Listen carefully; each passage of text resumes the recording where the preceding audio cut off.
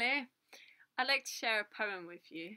I wrote it a few years ago in India, and I was travelling along a remote mountain road and in baking heat in a taxi, and the taxi stopped and the road was being built and fixed, and the workers were so incredibly poor and working in such harsh conditions and breaking the stones by hand and carrying these huge stones.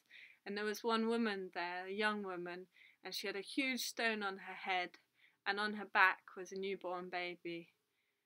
And just this sight was so painful to see that I felt the story needed telling. So it's called The Mother of the Road. Are you ready? Here it goes. For a cloud of dust on a twisting mountain road stands a mother who carries such a bitter load. A heavy stone balanced upon her delicate head, and strapped to her back a babe so still it could be dead. She works and toils in the harsh baking sun. For the sake of their lives, she must work on. The road must be built bigger, so it seems, built on the sweat of the poor with no time for dreams. And why do I sit in the comfort of this shiny car, while she with a babe on her back must work and walk so far? My heart is wrenched, and I yearn for her fate to be changed, yearn for human priorities to be rearranged. Then the car stops while workers clear the way, so I grab a pen and scribble my dismay. Eyes turn to watch me, and they are so distant, hurt and numb. There's so much I'd like to say, but I feel alien and dumb. So I sketch and sketch so that I can share the load, tell the story of this young mother of the road. For what kind of civilized world is this, where such dire poverty can still exist? And what progress is there to applaud, if any, if the gain for a few brings such loss for the many? Can comfort be a thing to aspire to, when all that it costs to comfort a few? For her loss is but a global trend of the harsh costs occur at the unseen end.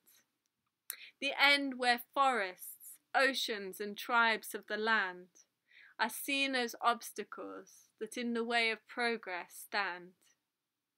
Yet there must be another way, one that gives value and worth to all lives and life forms that live upon this earth.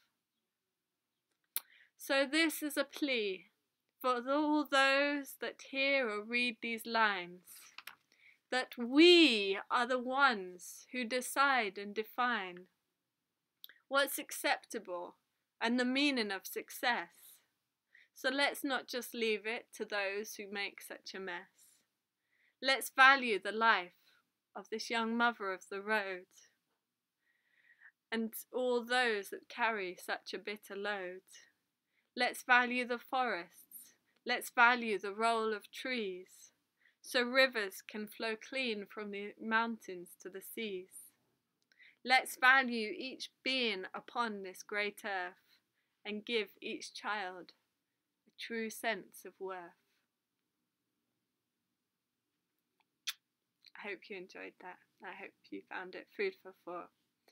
This is a particularly important time in human history, and it's a time where we need to think more about our priorities and what's important, and what really enriches our lives and what things don't really enrich them and don't bring greater happiness. So I hope that all together we make wiser choices from now on. Thank you. Take care. Bye for now.